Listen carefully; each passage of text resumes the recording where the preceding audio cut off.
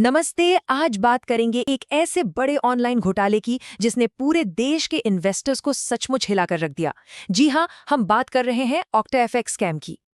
और ये रकम कितनी बड़ी है? ये है 800 करोड़ रुपए। सोचिए, सिर्फ 9 महीनों के अंदर ऑक्टा एफएक्स नाम के एक इलीगल ट्रेडिंग प्लेटफॉर्म ने भारतीय निवेशकों से इतने पैसे लूट लिए, पूरे 800 करोड़ रुपए। तो आज हम इस पूरे स्कैम को 5 हिस्सों में डिकोड करेंगे। पहले समझेंगे कि ये घोटाला कितना बड़ा था, फिर देखेंगे कि इसे अंजाम कैसे दिया गया। इसके बाद बात होगी कि जांच में क्या-क्या सामने आया और हाँ, पीड़ितों के लिए क्या रास्ते हैं और सबसे जरूरी, आगे ऐसे फ्रॉड से कैसे बचा जाए, इस पर भी बात करेंगे। तो चलिए शुरू करते हैं पहले हिस्से से। ये 800 करोड़ रुपए की डिजिटल डकैती आखिर हुई कैसे और इतने बड़े लेवल पे ये पहुंची कैसे? देखिए, सबसे हैरानी की बात तो ये है कि ऑक्टाएफएक्स के पास इंडिया में ऑपरेट करने का कोई लाइसेंस ही नहीं था। मतलब ना आरबीआई से कोई मंजूरी, ना सेबी से। फिर भी इन्होंने सोशल मीडिया और कुछ सेलिब्रिटी एंडोर्समेंट्स का सहारा लिया, एक भरोसे का माहौल बनाया और बस ऊंचे रिटर्न का लालच देकर लोगों को अपने जाल में फंसा लिया। अब आते हैं इस स्कैम के तरीके पर। मतलब ये काम कैसे करता था। ये कोई सीधा साधा फ्रॉड नहीं था, इसके पीछे धोखे का एक बहुत ही कॉम्प्लेक्स और वेल प्लान नेटवर्क था। इस खेल का एक बहुत जरूरी हिस्सा थे म्यूल अकाउंट्स। अब ये क्या होते हैं? ये ऐसे बैंक अकाउंट्स होते हैं जो स्कैमर्स अपने नाम पर नहीं बल्कि किसी तीसरे इंसान के नाम पर खुलवाते हैं। इनका मकसद सिर्फ एक था, पैसों को इतनी बार इधर उधर घुमाना कि ये पता ही न चले कि पैसा असल में आया कहाँ से और गया कहाँ। और दूसरा बड़ा हथियार, फर्जी ई कॉमर्स कंपनियां। सिर्फ केरल नहीं, ऐसी 16 कंपनियां बनाई गईं जो असल में थी ही नहीं, सिर्फ कागजों पर थीं। होता ये था कि जब कोई इन्वेस्टर पैसा लगाता तो उसे ऐसा दिखाया जाता मानो वो किसी ऑनलाइन दुकान से कुछ खरीद रहा हो। मतलब एक इलीगल इन्वेस्टमेंट को लीगल ट्रांजैक्शन की शक्ल दे दी जाती थी। और ये कोई लोकल लेवल का काम नहीं था, ये पूरा एक मल्टीनेशनल जाल था। देखिए, प्रमोटर्स बैठे थे रूस में, ऑपरेशन चल रहा था दुबई से, टेक्निकल सपोर्ट जॉर्जिया से मिल रहा था, सर्वर स्पेन में थे और कंपनी रजिस्टर्ड थी साइप्रस में। ये सब कुछ इसीलिए किया गया ताकि ये इंडियन कानून की पकड़ में आसानी से ना आ सकें। लेकिन इतना बड़ा इंटरनेशनल नेटवर्क होने के बाद भी कानून के हाथ इन तक पहुंचे गए। जैसे ही ये मामला खुला, एनफोर्समेंट डायरेक्टरेट यानी ईडी ने इसकी जांच अपने हाथ में ले ली। और ईडी की चार्जशीट से कई चौंकाने वाले नाम सामने आए। इस पूरे स्कैम का मास्टरमाइंड निकला एक रशियन नागरिक, पावेल प्रोजोरोव।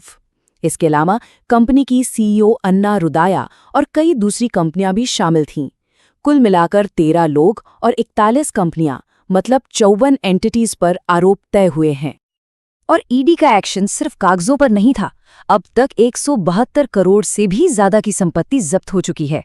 और इस संपत्ति में क्या क्या है? स्पेन में एक लग्जरी विला, एक यॉट, हजारों डॉलर की क्रिप्टो करेंसी और न जाने कितने बैंक डिपॉजिट्स। इससे साफ पता चलता है कि फ्रॉड का पैसा कहां-कहां इन्वेस्ट किया जा रहा था। तो ठीक है, जांच तो चली रही है, लेकिन अब बात करते हैं सबसे जरूरी सवाल की।